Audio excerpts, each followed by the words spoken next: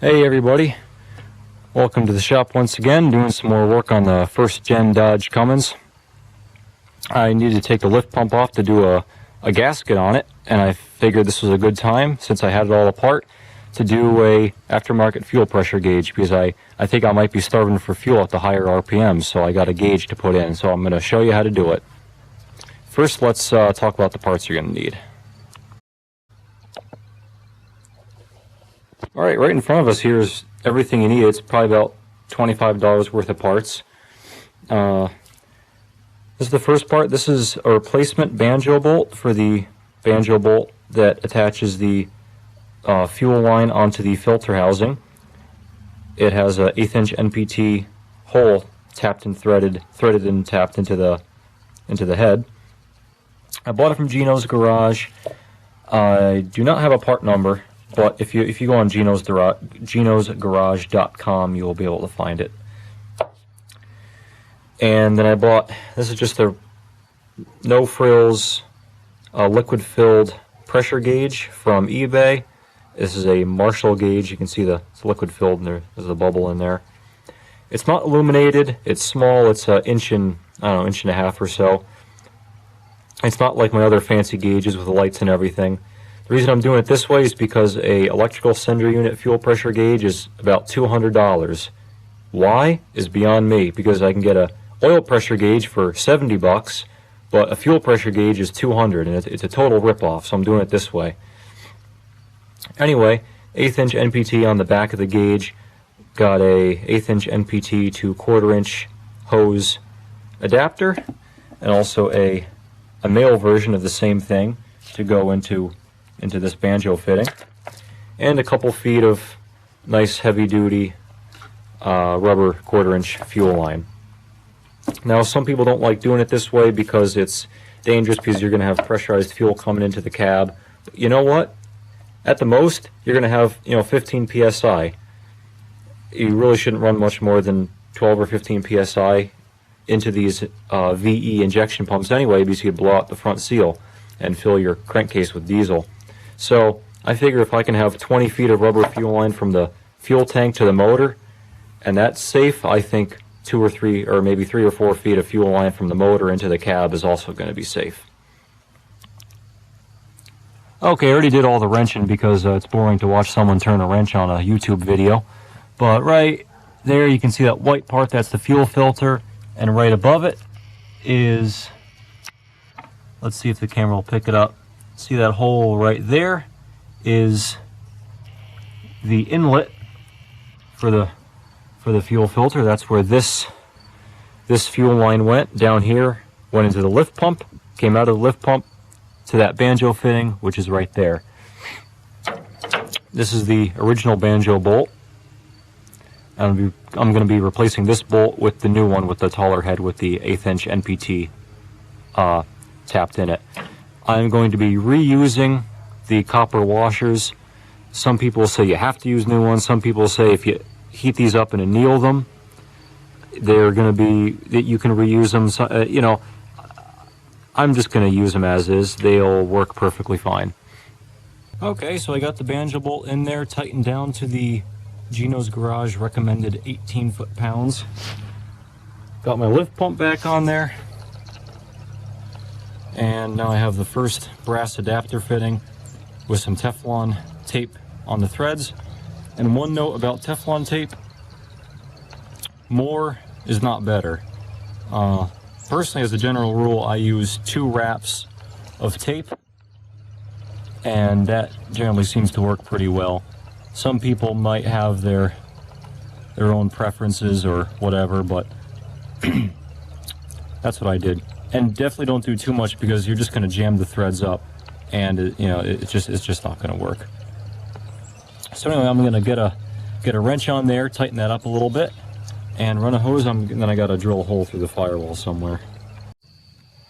Okay, so I got almost everything hooked up. I have the fuel line hose clamped onto the fitting there, and I decided on a spot to run the fuel line through.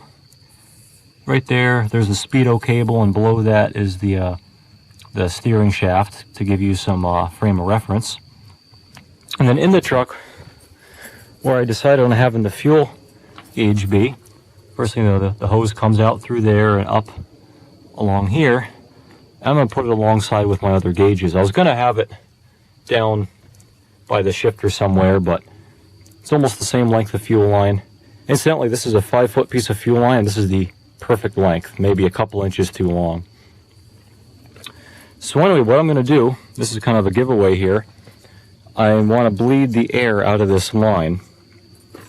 And these lift pumps are handy because they have a mechanical, you see that little lever right there? There's a mechanical lever that you can push and prime the fuel line by hand without having to crank the motor. However, what you're going to want to do, especially for me since I have my fuel pump off and there's air in there, disconnect, let's see if I can get a shot of it, disconnect, see right there, there's the plug on the fuel shut-off solenoid. It's in there, you'll see it, there's only one wire. There's one wire that goes to the KSB there and the other wire goes to the fuel shut-off solenoid. So pull that wire out so the motor doesn't start.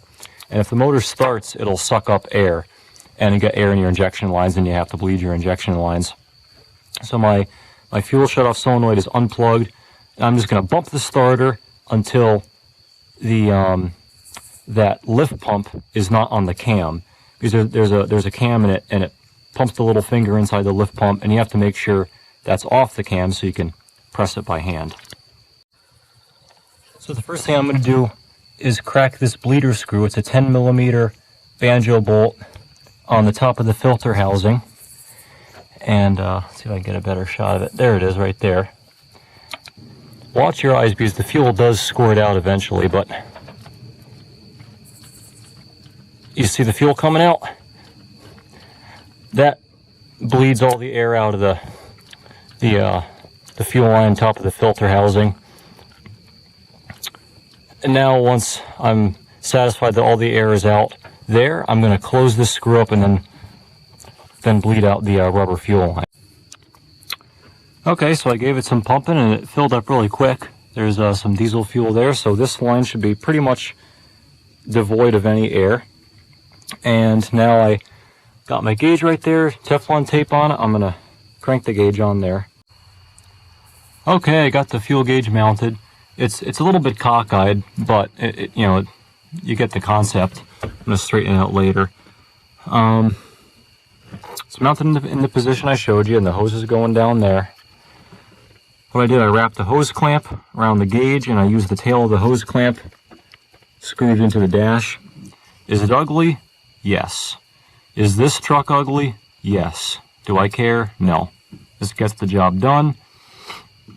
It's easy to view. It's better than the original spot I was thinking down there. I originally wanted to put it over here just to kind of keep it out of the way so it's a shorter length of fuel line and everything coming in the cab, but really it's potato, I think.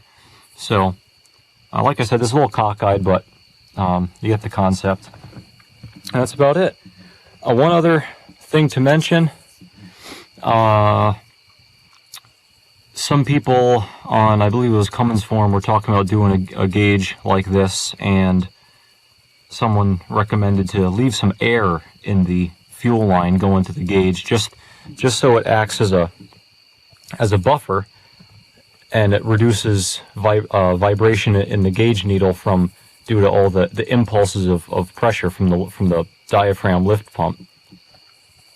And I suppose that's a worthy consideration, but I didn't want any air in the line. I didn't want any little air bubble getting sucked up and causing my motor to run funny until it passed the air bubble. And this is a liquid filled gauge, so that should cut down on a fair amount of the pulsation in the fuel pressure. So we'll see. It's easy enough to put an air bubble into the fuel line if I really think that's necessary. Also, the inlet hole, if you were to look in the back side of the gauge before you put the fitting on, the inlet hole is very small, so that acts as a restriction too. Also, you could make your own restriction with a pipe fitting, and you can just drill, a solid pipe fitting and drill it out to whatever size you want. You might have to kind of fabricate that yourself, but there's options out there. So anyway, the last thing I'm going to do off camera, because it's not very interesting, and also it's getting dark, I'm just going to zip tie up some of the fuel line under the dash and under the hood. I'll show you what it looks like over here. It's really nothing too extraordinary. There's the fuel line. Oh, one other thing. I did deburr that hole where it's coming through, but I'm going to pull the fuel line out a little bit. I'm going to give it a good number of wraps of electrical tape so that doesn't chafe through and cause a fuel leak.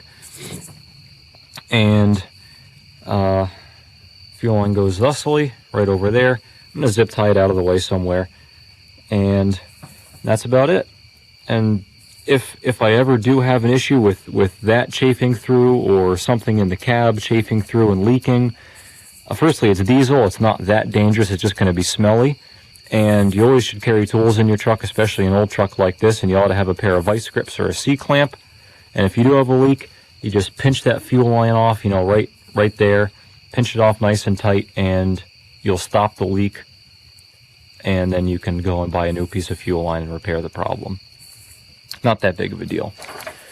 So anyway, that's it. Hope this helps out some of you guys, as always. If you like this, check out my other first-gen Cummins videos. I've got plenty of them, and I'm sure there'll be plenty more as I work on my truck. So leave a comment, hit the subscribe button if you like what you see, or hit the like button.